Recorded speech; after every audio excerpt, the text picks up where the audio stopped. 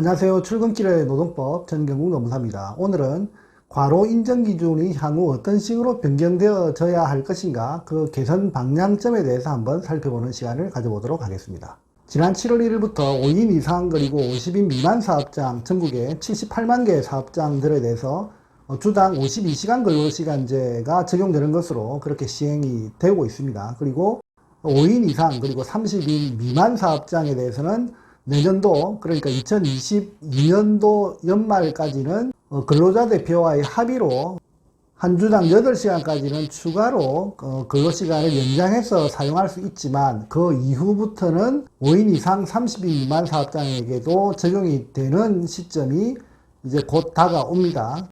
여기서 주의 깊게 봐야 될 부분은 한 주당 52시간을 초과하는 경우에는 이제 근로기준법을 어기는 사업장에 해당이 되고, 따라서 제도적으로 한 주당 52시간을 엄격하게 적용하게 되는 시점이 5인 이상 사업장에 대해서는 전반적으로 2023년 말 이후부터는 그렇게 적용된다라고 본다면, 현재 산재보험법 시행령에 나와 있는 과로를 인정하는 그 기준에 해당되는 한 주당 52시간을 초과한 경우에 과로를 인정하고 있는 그 개량화된 그 기준을 초과하는 사업장은 사실상 2024년 1월부터는 법적으로는 없어져 버린다, 이렇게 봐야 할 것입니다.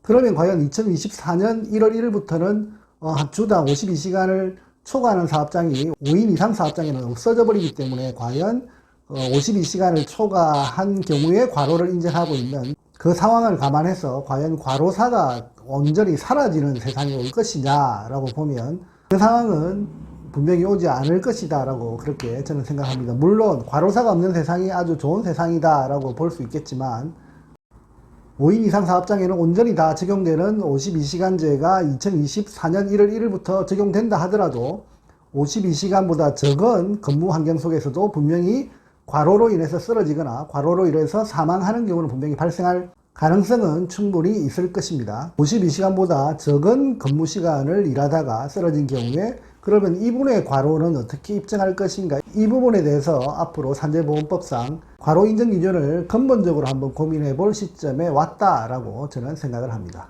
현재 노동계에서는 중대재해처벌법에 대해서 상당히 관심을 집중하고 개선 방향들을 논의하고 있습니다. 중대재해처벌법의 기본적인 골격은 중대재해가 발생하지 않도록 예방하는 부분에 상당히 중점을 두고, 그리고 재발하지 않도록 하는 제도적인 장치를 마련하는 데 주된 목적이 있는 것으로 알고 있습니다. 하지만 전체 노동계에서 지금 이 시점에서 고민해야 될 부분은 과로사와 같은, 그리고 과로로 쓰러져서 요양 중인 근로자들에 대해서 산업재해로 인정하는 그 인정 기준에 대한 고민도 해야 될 시점에 왔다라고 저는 생각합니다. 죽음을 예방하는 그 중대재해처벌법도 중요하지만, 죽음 이후 그 유가족의 삶을 보호하는 그런 제도적인 장치에 대한 고민도 더 중요하다라고 저는 생각하고 있기 때문입니다.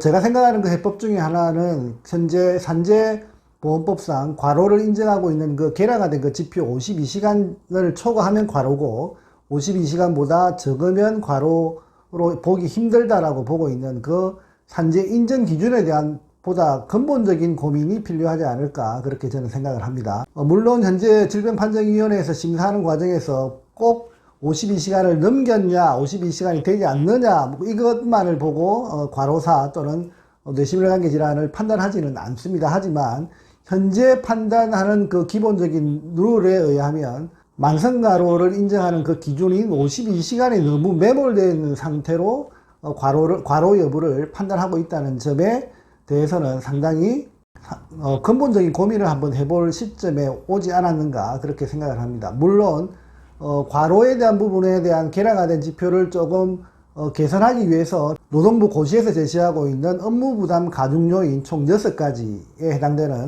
보시는 바와 같은 그런 내용을 두고 현재 판단하고 있는 측면도 있습니다. 그 기준에 의하면 업무부담 가중요인 중에 2가지 이상이 적용이 된다고 한다면 만성과로 인정 기준인 52시간보다 적은 경우다 하더라도 과로에 대한 개연성은 있는 것으로 본다라고 하는 그런 노동부 고시 내용도 있습니다만은, 실질적으로 이 업무부담 가중 요인들에 대한 그 적용 방법에 대해서는 상당히 현실적으로는 부족한 측면이 있지 않는가 이렇게 생각을 합니다. 따라서 향후 노동계가 주장해야 될 부분 중에 하나는 52시간이라고 하는 그 만성가로 인정 기준에 매몰된 채 과로사 또는 뇌신경계 질환을 판단하는 것을 벗어나서 업무부담 가중요인들 현재 나와 있는 총 6가지 이외에 보다 다양화시키는 방식으로 세분화시키고, 그리고 그 부분들이 충분히 입증이 되고 그 부분 중에 정확하게 스트레스 요인들을 부각시켜서 스트레스 인정 기준에 부합된다면 질병판정위원회에서